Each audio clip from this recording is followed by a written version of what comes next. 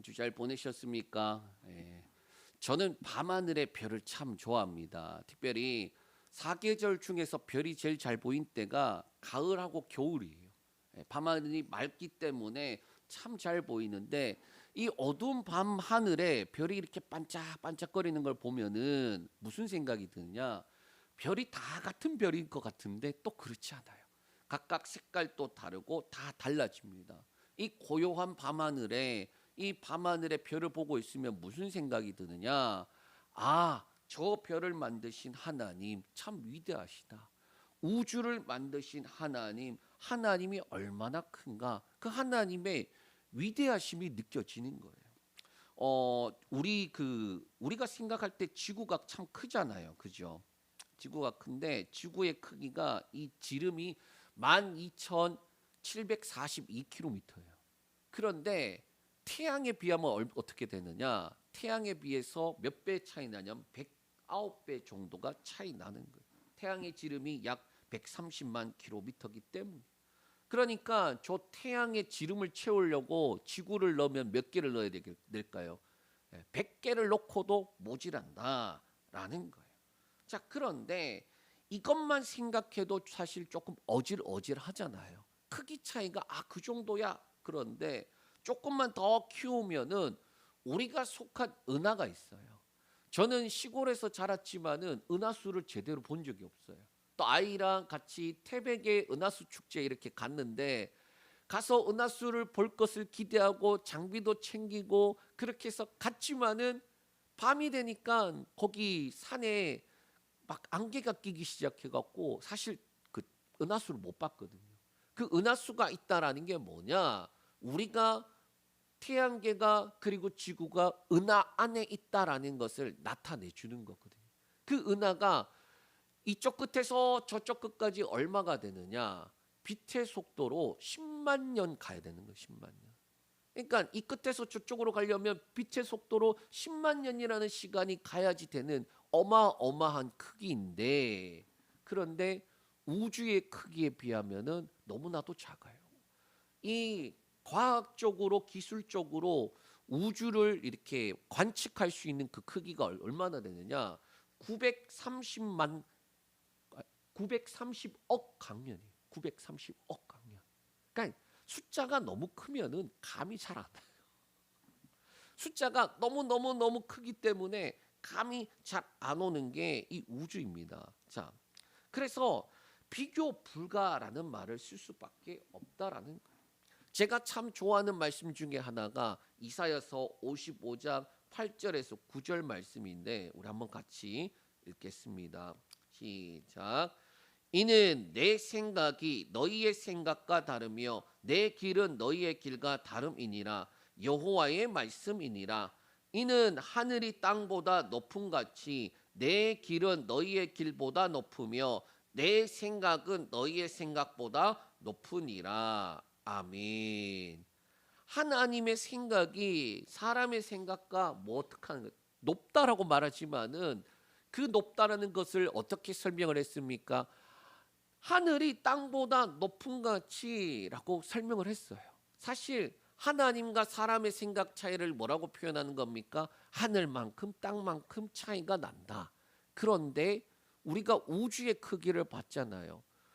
기술적으로 930억 광년이 빛의 속도로 930억을 가야 돼요. 이 끝에서 저 끝까지. 근데 그것도 관측 가능한 이론적으로 그렇게 범위이고 실제로 우주는 그보다 더 커요.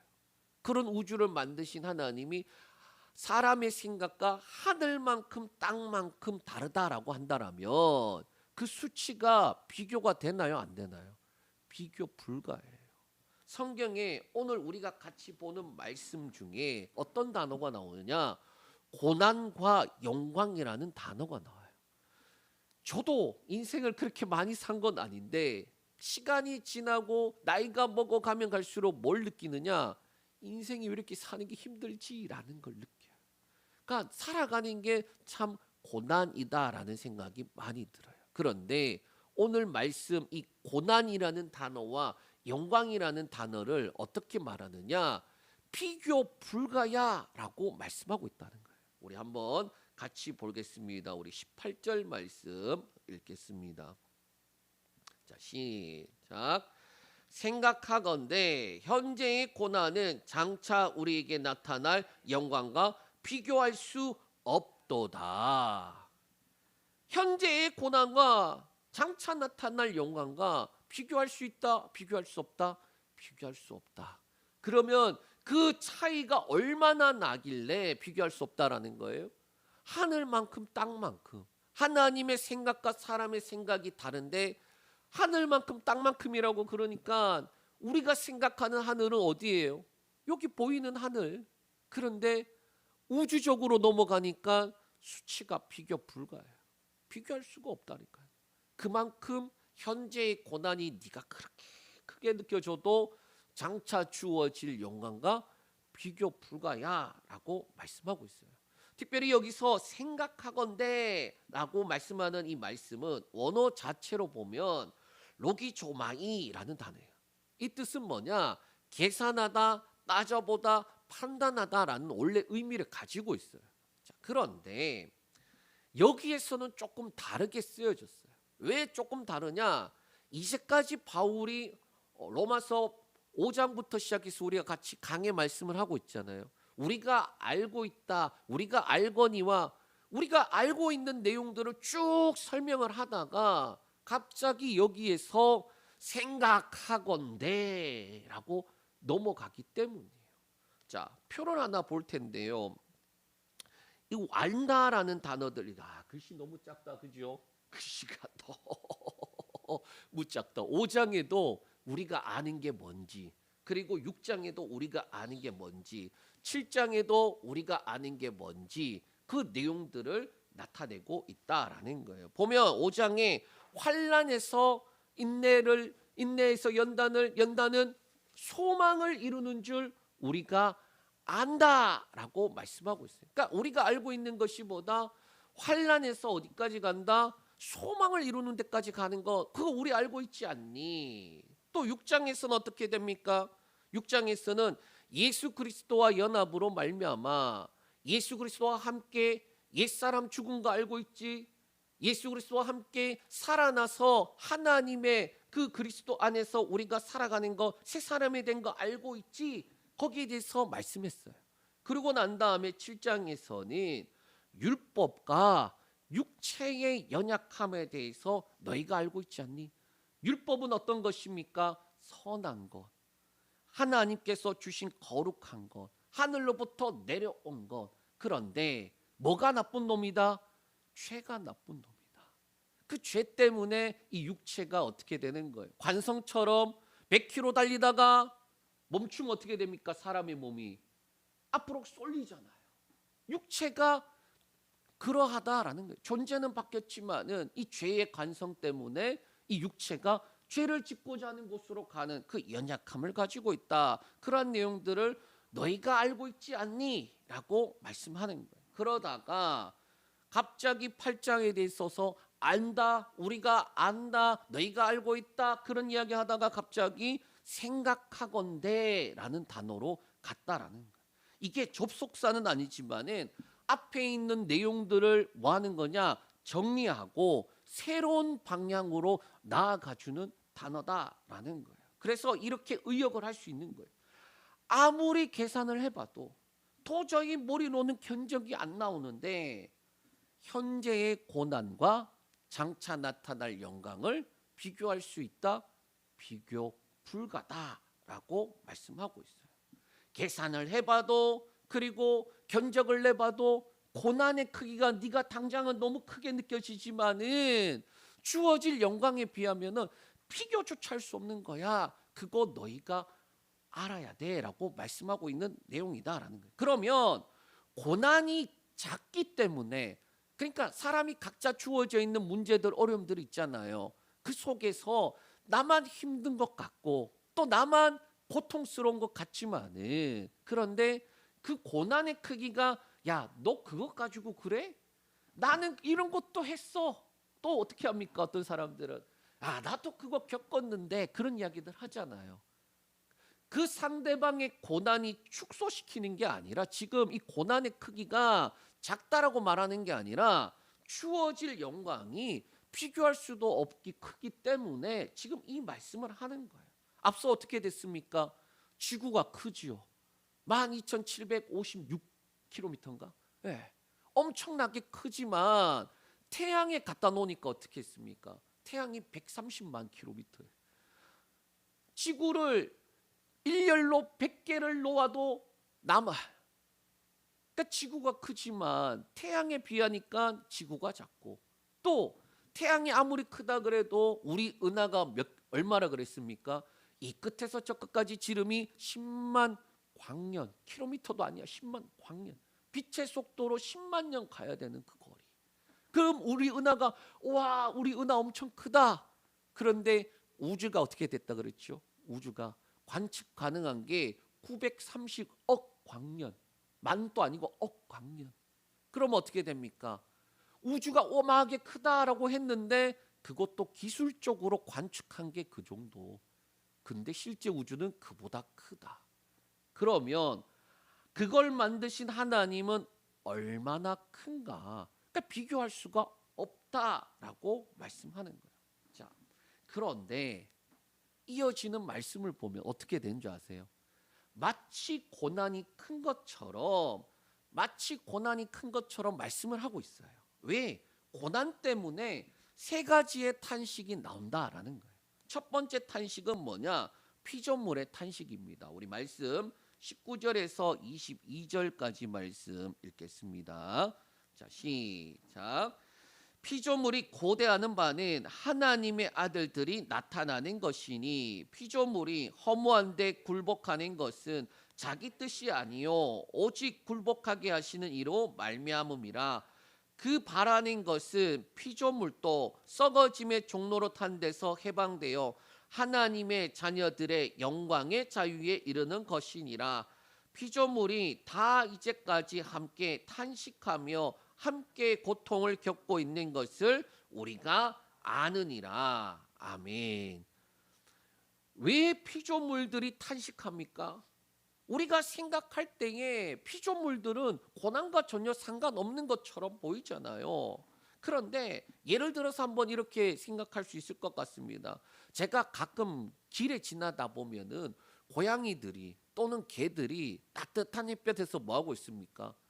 아주 편안하게 자고 있어요. 그걸 보면서 우리가 무슨 생각합니까? 개팔자가 뭐다고요? 상팔자다. 어떻게 쟤는 저렇게 편안하게 지내나? 예? 제가 그래서 이렇게 보니까 요즘 시대를 보니까 이런 것 같아요. 돈 벌어다가 개들 맛있는 거 먹이고, 예? 또 병원 또 데려가야 되고, 예? 개팔자가 참 상팔자다. 자, 그런데 실제로 그 피조물들, 개들이랑 또는 길거리에 있는 고양이들 모습 어떠합니까? 되게 불쌍해요. 언제 죽을지 모르는 그러한 형편이더라고요.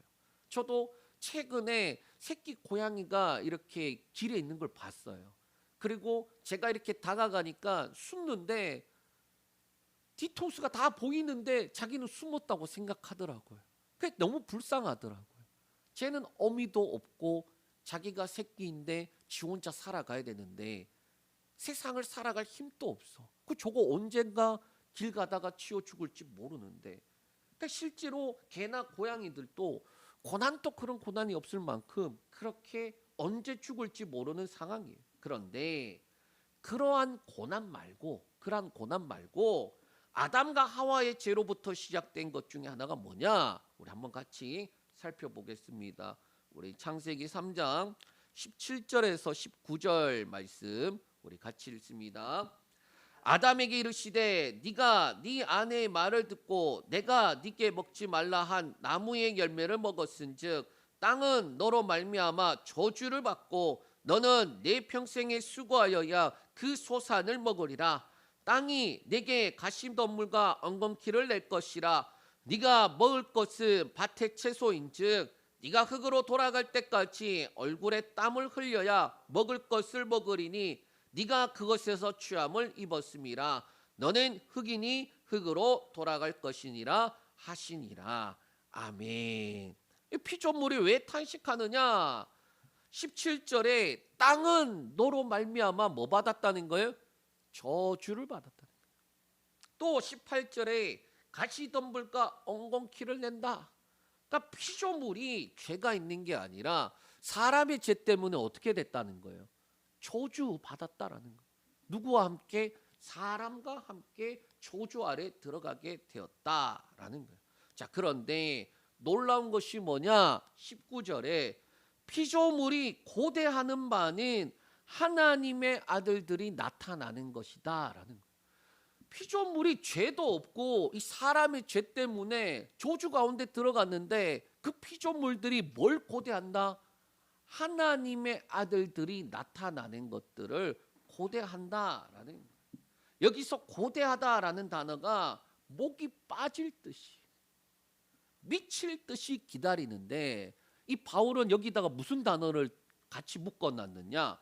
열심히 기다리다라는 단어, 그 단어를 포함시켜 놨어요.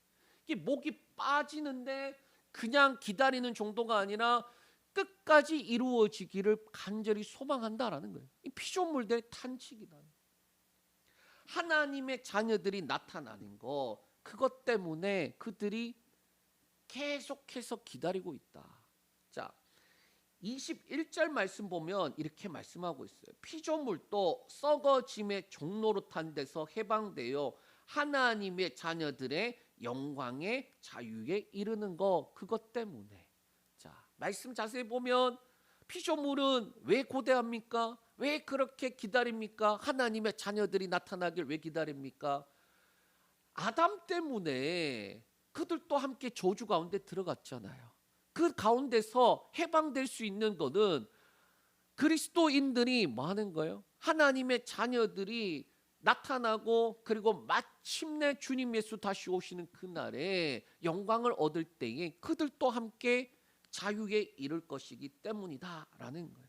우리 말씀 나중에 가셔서 보시면 19절과 21절 이게 피조물이 고대하는 이유, 그 다음에 20절과 22절은 그 고대하는 바와 이유가 나타나는데 사람의 죄 때문에 피조물들이 저주 가운데 있고 함께 탄식하면서 뭐 하는 겁니까? 고통 가운데 있는데, 그런데 계속 기다리는 이유, 하나님의 자녀들이 나타나고 그리고 마침내 종로도 타는 데서 벗어나 영광의 그 자유에 이를 것들을 함께 고대하는 것이에요. 자, 요즘 우리가 기후를 살펴보면 불과 제 기억에도 한 20년 훨씬 그 전에만 돌아가 봐도 사계절이 우리나라가 뚜렷했어요. 봄이면 아 봄이 왔구나. 여름이면 이제부터 여름이구나. 가을이면 아 이때 가을이구나. 겨울이면 진짜 춥구나. 그런 것들을 우리가 알 수 있는데 요즘 어떠합니까? 날씨가 이상해요. 날씨가. 비가 와야 될 때 비가 안 오고 비가 안 와야 될 때 비가 계속 와요. 비가 오다가 그치고 해야 되는데 쏟아질 때 갑자기 막 쏟아졌다가 갑자기 그쳐버려요. 추워야 하는데 춥지 않고 더워야 하는데 덥지 않고. 그때 우리가 뭐라고 말합니까? 날씨가 미쳤어. 네? 자, 그런데 날씨가 미친 겁니까? 아니요. 우리 때문이다. 우리 때문에.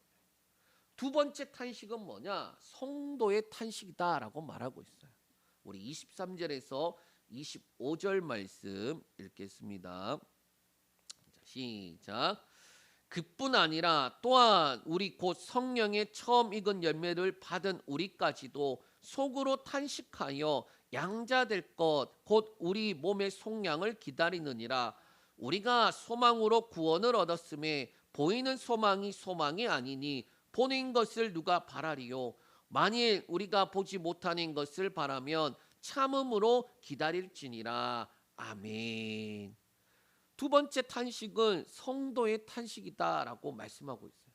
그리스도인의 고난, 그리스도인의 고난이 뭡니까? 우리가 본질은 바뀌었지만 변화되었지만은 이 육체라는 껍데기와 이 세상을 우리가 살아가야 되는 거예요. 그 자체가 고난이라고 했습니다. 그런데 성도의 탄식은 이 그리스도인의 고난과 같지만은 조금 다른 관점에서 말하고 있어요. 23절에 성령의 처음 익은 열매를 받은 우리 이 단어와 마지막에 우리 몸의 속량이라는 단어가 나오는데 사실 이거는 시기를 의미하고 있어요. 시기. 그 이스라엘의 문화를 이해해야 되는데 이 앞에 나오는 처음 익은 열매라는 이 단어는 원어로 아파르게라는 단어인데 첫 수확, 첫 열매를 의미해요. 절기를 살펴보면 이스라엘의 절기가 사건 중심이 있고 농사 중심이 있다고 했잖아요. 그게 겹치는 때가 있는데 6월절 다음부터 무교절이에요. 무교절이 시작되는 그때에 뭐가 있느냐? 첫 열매 절기가 있어요. 그러니까 한 해의 첫 번째 열매를 거두는데 그거는 무슨 열매냐? 보리 수확 시절이에요. 보리 수확. 자, 그리고 난 다음에 7번째 주일이 지나고 그 다음 날, 그래서 오순절이라고 불리는 그 칠칠절과 오순절, 그때가 지나고 난 다음에 뭐가 있느냐? 또 맥추절이 있어요. 그러니까 우리나라 말에는 이 맥추절이라고 되어 있지만은 그래서 보리를 거둔다라고 생각하지만 실제로 이스라엘에서는 밀을 수확하는 때예요. 그러니까 보리를 수확하고 얼마 지나지 않아 또 씨를 뿌려갖고 밀을 그때 수확을 하는 거예요. 그러고 난 다음에 가을쯤에 넘어가면 뭐가 있느냐? 초막절이 있고 초막절과 연결되는 게 수장절이에요. 우리 말씀 기억하시죠? 요한복음에 나왔던 그 내용이에요. 자, 그러면 이 수장절 때는 뭘 수확을 하느냐? 포도와 올리브의 열매들을 수확하고 그리고 난 다음에 한 해의 농사가 끝나는 거예요. 그러면 잘 보시면은 처음 익은 열매, 그거는 한 해의 시작이고 그 다음에 우리 몸의 속량은 한 해의 마지막이에요. 그리고 이것은 그리스도인의 삶과 연결이 있어요. 뭐냐? 예수 그리스도로 말미암아 이 6월절과 무교절 첫 열매가 예수 그리스도를 믿은 그때, 그리고 난 다음에 언제를 살아갑니까? 오순절의 때를 살아가요. 그리고 마지막 주님 예수 다시 오시는 그때, 예수님의 재림 때, 그때에 거두어서 수장하는 거, 조장하는 거, 그게 연결이 다 되어 있다라는 거예요. 그래서 이 모든 것들이 뭐냐? 처음 익은 열매, 너희가 처음 익은 열매, 그때를 살아가면서 오순절의 때를 살아가는데 고난 같아 보이고 그래서 성도의 탄식이 나오는 때를 지나간다고 하지만 마침내 거둬지는 때가 있다. 그때에는 축제가 있거든요.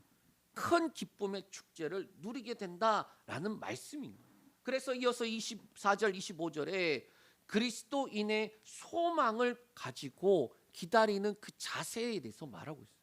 너희가 분명히 현재의 고난, 성도들의 탄식, 그 탄식이 나오지만은 왜 소망을 가지고 살아가야 되는가? 소망을 가지고 살아가야 되는가라는, 우리말의 24절 번역되지 않은 단어가 뭐냐? 가르라는 단어인데 왜냐하면이라는 접속사예요. 성경에 보면은 이 단어가 많이 생략될 때가 있어요. 왜냐하면이라는 건 뭡니까? 앞에 있는 이 내용의 이유인 거예요. 왜냐하면 우리가 소망으로 구원을 얻었음에 보이는 소망이 소망이 아니니 보는 것을 누가 바라겠느냐? 만일 우리가 보지 못하는 것을 바라면 참음으로 기다릴지니라 라는 거예요. 탄식과 기다림의 이유, 소망을 가지고 기다려야 되는 이유에 대해서 말씀하는 거예요. 첫 번째, 소망으로 우리가 구원을 얻었다. 소망으로 구원을 얻었다. 그렇기 때문에 소망의 자세를 가져야 된다라는 건데, 이 말씀을 소망으로라고 되어 있으니까 믿음의 구원의 근거가 소망이라고 생각하면 안 돼요. 원래 원어에는 소망 안에서라는 단어예요. 소망 안에서. 그러니까 믿음이 우리의 구원의 근거이고 소망 안에서 뭐 하는 겁니까? 그 구원을 이루어가는 것이다라는 거예요. 죄로 인해 사망뿐인 사람에게 하나님이 하신 이유가 뭡니까? 하나님 하신 것이 바로 예수 그리스도로 말미암아 구원을 시작하셨어요. 그러니까 우리에게 구원에 대한 소망이 있는 게 아니라 하나님이 예수 그리스도로 말미암아 시작하신 구원, 로마서 5장 8절 말씀, 우리가 아직 죄인 되었을 때 하나님께서 뭐 하신 거예요? 아들 예수 그리스도 그분을 죽이심으로 우리에 대한 하나님의 사랑을 확증하셨다. 그러니까 시작 자체가 우리에게 있는 게 아니라 하나님이 우리 구원을 시작하셨고, 그리고 뭐 한다는 거예요? 이루시는 것도 하나님이기 때문에 소망 안에서라고 말씀하고 있는 거예요. 둘째는 구원을 얻었다라고 말씀하고 있어요. 과거형으로 쓰여져 있는데 이거는 뭐냐? 구원이라는 단어가 구원을 받았다, 구원을 얻었다라고 되어 있지만 성경에는 세 가지 시제를 쓰고 있어요. 구원 안에 과거형 구원을 받았고, 구원을 받고 있고, 그리고 구원을 받을 것이다라는 이 세 가지 시제가 같이 포함되어 있어요. 그런데 구원을 받았다라고 말씀하면서 뭘 가르쳐 주느냐? 너희가 현재 예수 그리스도로 말미암아 이미 구원을 얻었지만 아직 완성된 것은 아니다라는 것이 포함돼요. 그러면 우리가 구원을 가지고 이 땅을 고난처럼 탄식하는 것처럼 살아갈 것이 아니라 구원이 이루어질 것들을 바라보면서 뭐 하는 거예요? 소망 가운데 살아야 된다라고 말씀하고 있는 거예요. 저와 여러분들이 당장 기도하고 난 다음에 기도할 때까지는 하나님 믿습니다 했다가 눈 뜨면 어떤 마음이 들어요? 현재 주어져 있는 문제들이 너무 크게 보이잖아요. 그런 연약한 존재인데 그럼에도 불구하고 너 구원 받았어. 구원 받았다는 말의 의미가 뭔 줄 아니? 그 구원을 시작하신 하나님이 끝내 이루시는 그날까지 너와 함께 하신다라는 거예요.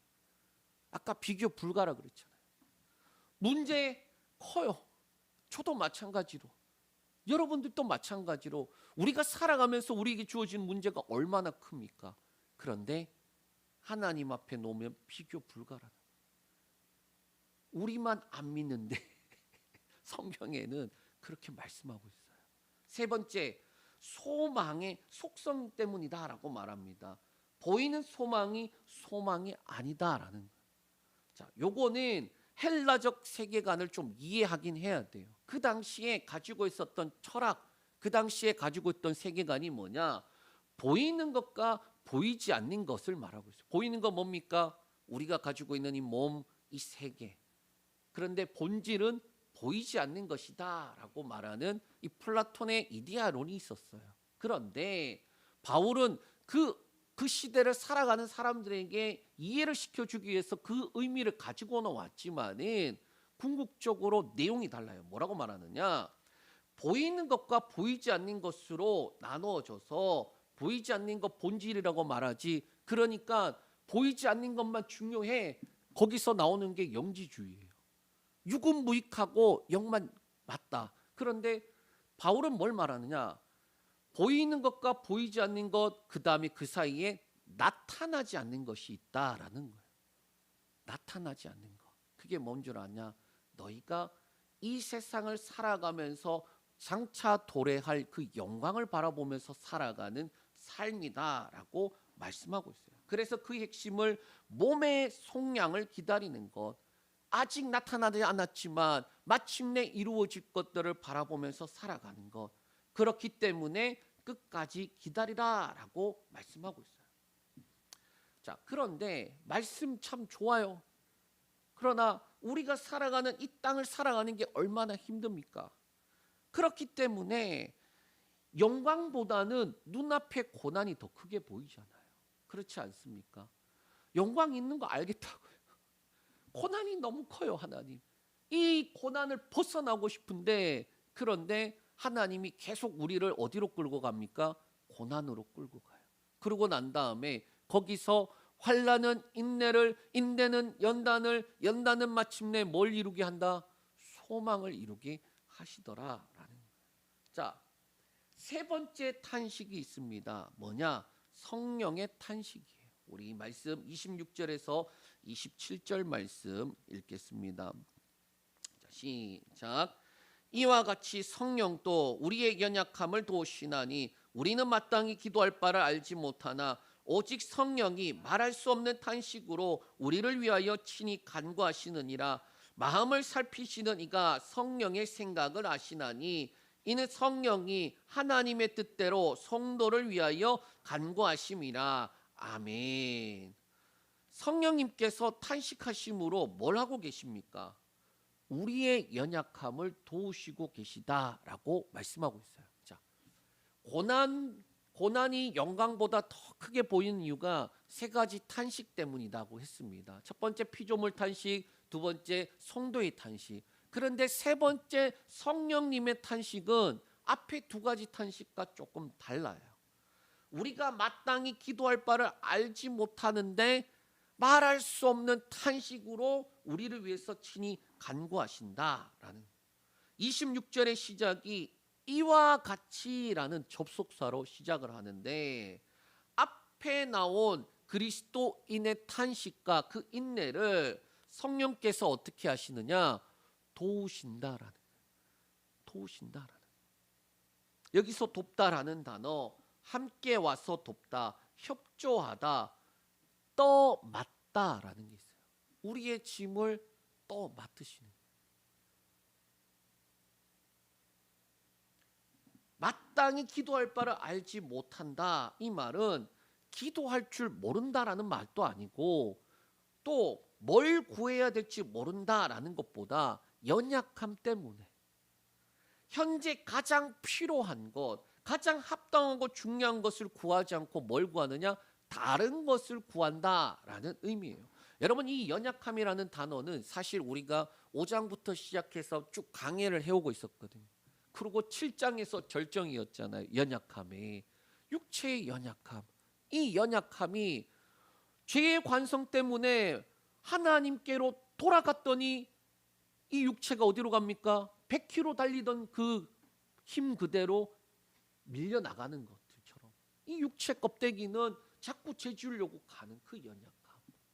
고난 가운데서 하나님의 영광을 바라보지 못하고 자꾸 죄 가운데로 가려고 하는 그 연약함. 그런데 성령님이 뭐 하는 거예요? 그 연약함을 가진 우리의 죄의 짐을 떠안고 그 연약함을 도우시기 위해서 뭐 하신다고? 탄식하면서 기도하신다라는. 그러니까 그냥 단순한 의미로 그래 성령님이 날 위해 기도하시는구나. 누군가 날 위하여 기도하네. 눈물 또르륵 그 정도가 아니라는. 실질적으로 우리의 모든 것들을 떠맡고 함께 하시면서 이끌어가는 주체가 되어 주신다라는. 그렇기 때문에 뭐가 있습니까? 소망이 있다라고 말씀하는 거예요. 자, 그러면 이러한 영광보다 고난이 더 크게 보이는 탄식이 있음에도 불구하고 소망이 넘치는 이유가 뭐냐? 우리 28절 말씀 읽겠습니다. 28절. 자, 시작. 우리가 알거니와 하나님을 사랑하는 자 곧 그의 뜻대로 부르심을 입은 자들에게는 모든 것이 합력하여 선을 이루느니라. 아멘. 너무 좋아하는 말씀 중에 하나일 거예요. 우리가 알거니와 라고 시작을 합니다. 근데 이 단어는 앞서 어떤 게 있었나요? 우리가 안다, 우리가 안다. 5장부터 그렇게 나왔잖아요. 우리가 뭘 압니까? 환난에서 마침내 소망을 이룰 줄 안다. 또 6장에서 뭘 안다고 말합니까? 하나님께서 예수 그리스도로 말미암아 우리 옛사람이 예수님이 십자가에 죽었을 때 옛사람도 함께 죽었다는 거 알고 예수님이 다시 살아남을 입었을 때에 우리도 함께 살았다라는 거 알고 7장에서는 율법이 하나님으로부터 왔고 율법이 죄가 있는 게 아니라 뭐가 죄가 있다? 사람 안에 있는 죄가 문제가 있다. 그것들을 통하여서 율법으로도 안 되고 사람의 노력으로 안 되는 것 너희가 알고 있지 않니? 그러다가 뭐라고 말합니까? 우리가 알거니와 라고 말하는 거예요. 확실히 안다라는. 이거만큼은 확실하다. 이거만큼은 다른 거 다 몰라도 너희가 이것만큼 확실히 알아야 된다. 뭐라 하나? 모든 것이 합력하여 선을 이룬다라는. 하나님을 사랑하는 자 그의 뜻대로 부르심을 입은 자들에게. 모든 것 원어로는 판다라는 단어인데 17절에 이 앞에 나오는 이 현재의 고난을 포함해서 그리스도인의 삶의 모든 여정을 의미해요. 예수 그리스도로 말미암아 시작하여서 존재가 바뀌어서 예수님 내가 구주로 주님으로 영접합니다. 그러고 난 다음에 내가 주님 죽을 때까지 예수님 믿고 천국에 들어갈 것을 소망합니다. 그리고 우리 영접 기도하고 눈 떴는데 얼굴이 예뻐지거나 잘생겨지거나 키가 더 크거나 그런 거 아니잖아요. 새로운 세상에 내가 와 있는 거 아니잖아요. 뭐가 바뀌었다고요? 우리 존재가 바뀌었다고. 그런데 존재가 바뀌니까 이 세상 살아가는 게 힘들어요. 마치 물속에 살던 물고기가 물속에서 숨쉬기 편했는데 존재가 바뀌어버렸어. 그런데 다시 물속에 들어가서 숨을 쉬려고 하니까 숨을 쉴 수 있다? 없다. 살아가는 게 힘들다? 어렵다. 이전에는 편했는데. 자, 그런데 뭐라고 말합니까? 모든 것이라는 이 단어 안에 그리스도인의 삶의 여정이 포함되어 있는 거예요. 합력하여라는 단어, 세네르게이라는 단어인데 함께 일하다라는 단어의 직설법이에요. 변함없고 지속적으로 일하는 하나님께서 함께 하신다라는 거예요. 그러니까 그리스도인으로부터 출발하는, 그래서 주어지는 모든 것들이 고난인 우리의 삶 가운데 시작부터 뭘 함께 하신다는 거예요? 하나님께서 어디까지? 끝날 때까지 함께 하신다라는 의미예요. 그리고 선이라는 단어는 아가돈이라는 단어인데 우리가 생각할 때는 이 말씀 어떻게 씁니까? 모든 것이 합력하여 선을 이룬다, 성공한다, 만사형통한다, 막 그런 의미로도 쓸 때 있잖아요. 그런데 그게 아니라 그리스도인의 궁극적인 구원인 다가올 이 영광을 완성한다, 선을 이룬다라는 거는 아까 그랬잖아요. 소망 가운데 이루어질 그 영광을 바라보면서 나아가는데 누가 이루신다? 하나님이 이루신다. 맨날 사고 쳐놓고 우리는 합력하여 선을 이룬다. 저도 그런 기도 많이 해요. 하나님, 제가 사고 치는데 하나님께서 늘 수습하시느라 고생 많으시죠. 그렇잖아요. 그런데 하나님께서 이 말씀을 통해서 우리에게 하는 것은 너의 시작과 마지막까지 하나님이 주체적으로 함께하여서 끝내 이루시는 분도 하나님이시다라고 말씀하는 거예요. 그러니까 소망이 있다라는 거예요. 저와 여러분에게 절대 소망이 없어요. 성경은 구원에 관하여서도 율법으로도 안 돼. 사람의 열심으로도 안 돼. 그 7장에 나오는 말씀이 그 말씀이에요. 하나님께서 이루어 가신다라고 말씀하고 있어요. 자, 그러면 하나님께서 이루시니까 그리스도인들은 할 게 없나요? 아니요. 우리 29절에서 30절 말씀입니다. 우리 말씀 읽겠습니다. 시작. 하나님이 미리 아신 자들을 또한 그 아들의 형상을 본받게 하기 위하여 미리 정하셨으니 이는 그로 많은 형제 중에서 맏아들이 되게 하려 하심이라. 또 미리 정하신 그들을 또한 부르시고 부르신 그들을 또한 의롭다 하시고 의롭다 하신 그들을 또한 영화롭게 하셨느니라. 아멘. 이 그리스도인들이 고난이라는 이 인생의 시간을 살아가는 의미는 29절에 이렇게 말씀하고 있어요. 그 아들의 형상을 본받게 하기 위해, 또 많은 형제 중에서 맏아들이 되게 하기 위해서다라고 말씀하고 있어요. 그러니까 예수님을 먼저 믿은 자들이 첫 번째 뭐냐?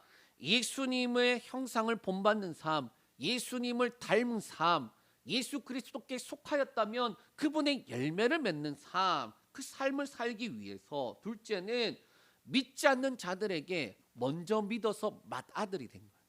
우리가 맏아들인 거예요.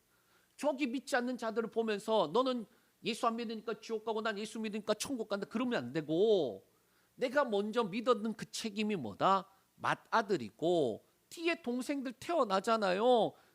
그들인 거예요. 그들에게 뭐 하라는 거예요? 복음 증거하기 위해서 우리에게 맡기셨다라는 거예요. 그리고 주체는 누구냐? 30절에 부르신 분이다라고 말씀하고 있어요. 그 부르신 분이 의롭다 하시고 의롭다 하신 분이 또한 영화롭게 하셨다, 끝내 이루신다라고 말씀하고 있는 말씀이에요. 말씀을 정리합니다. 절대적 비교 불가. 현재의 고난과 장차 곧 도래할 영광과 비교를 하는데 비교 불가다. 현재 고난 크지. 고난이 작다고 말씀하는 게 아니야. 크지. 버겁지. 그리고 그 하루하루 살아가는 게 너가 너무나도 어떻게 살아가야 되나 막막하지. 그런데 너는 어느 길에 서 있다는 거예요. 영광에 주어질 것들을 바라보면서 힘들다 어렵다 그렇게 살아가는 자가 아니라 네가 가지고 있는 소망이 얼마나 큰지라고 말씀해 주고 있는 거예요. 너의 시작이 어디로부터 시작됐는지라는 걸 말씀해 주고 있는 거예요. 그리스도인들이 왜 이 땅을 살아가면서 헤매는 줄 아십니까? 존재가 바뀌었는데 자꾸 옛날 방법으로 살려 그래요. 자기 열심으로 어떻게든 신앙생활 하려고 하든지 아니면 율법으로 신앙생활 하려고 하든지. 근데 그게 아니라는 거예요. 우리가 그랬죠. 성령 안에서. 자, 현재이 너무나도 고난이 크고 힘겹고 버겁게 느껴지는데 조금 더 거칠게 말하면 당장 죽게 되었는데 나중에 영광이 무슨 소용이 있는가 그런 생각이 들 때도 있어요. 고난이 너무나도 크면은 탄식이 나오고 탄식 끝에 뭐가 나오냐? 절망이 나와요. 그런데 하나님은 뭐라고 말씀하시느냐? 그 소망이 없이 절망의 자리에서 너희를 시작하시는 분이 함께 하시고 그리고 끝내 이루어가는 과정 가운데 너가 있어. 성령님이 우리의 연약함을 돕고 모든 피조물들이 너를 응원하고 있어. 제가 아까 처음에 시작을 밤하늘의 별로 시작을 했거든요. 밤하늘의 별. 너가 보면서 너무 예쁘다고 아름답다고 했지. 근데 그 별이 너를 응원하고 있어. 하나님의 아들들이 나타나기를. 하나님이 마침내 그때가 이루어져서 함께 자유하게 되기를. 모든 것들 속에서 함께 일하시는 그 하나님의 열심이 마침내 선을 이루게 될 줄 우리가 확신하게 되는 거예요. 고난이 깊어지면 더 깊어질수록 반대로 영광이 더 바라보게 되는 겁니다. 왜? 소망의 근거가 우리에게 있는 게 아니라 하나님께 있기 때문에. 분명 우리는 고난 같은 인생을 많이 마주하게 될 것 같아요. 인생이 아까도 그랬잖아요. 살아가면 살아갈수록 왜 이렇게 힘든가. 자녀들이 커가면 커갈수록 기쁘고 즐거우면서도 동시에 마음 한켠에는 무겁잖아요. 그러나 마침내 영광을 마주하게 될 때에 가장 예수님 닮은 모습으로 그렇게 마주하게 될 것을 소망하게 되는 게 그리스도인의 삶이에요. 제가 주중에 이제 부흥회를 다녀왔잖아요. 우리 지방의 안에 비봉 열린 교회에서 가을 열린 부흥회라고 있었습니다. 강사로 누가 오셨느냐? 이요수아라는 선교사님이 오셨어요. 그분은 뉴질랜드 옆에 보면 솔로몬 제도라고 섬들이 있는데 거기 식인종들이 있거든요. 실제로 선교사님들이 들어갔다가 잡아먹혔어요. 그런데 거기에 이상한 배 하나 타고 어떻게 들어가서 산 넘고 물 건너 겨우 들어가서 식인종들 앞에 서서 복음을 전하는 그 사역을 하고 있어요. 아직도 복음이 안 들어간 데가 있을까 싶을 만큼 땅 끝이에요. 그런데 그 분의 말씀을 이렇게 듣고 있는데 둘째 날에 제 마음에 그런 마음이 들더라고요. 저 선교사님 내가 어디서 많이 봤는데 어디서 봤지 그렇게 속으로 생각하고 있었거든요. 제 마음에 어떤 게 떠오르느냐. 내가 처음 예수님을 만난 그때 그 예수님 닮았네. 그래서 내가 어디서 봤지 그랬구나. 찬양 중에 이런 가사가 있습니다. 인생이 힘들고 고난이 겹칠 때 주님여 날 도와주소서. 폭풍우 흑암 속 해치사 빛으로 손잡고 날 인도하소서. 저와 여러분들이 날마다 주님 함께하여 주시옵소서. 성령님 우리 안에서 함께 연약함을 도와주시니 감사합니다. 그래서 오늘의 고난이 고난으로 그치는 게 아니라 영광을 향한 첫 발자국이 됨을 인하여 감사합니다. 그러한 은혜가 저와 여러분에게 넘치길 축복합니다.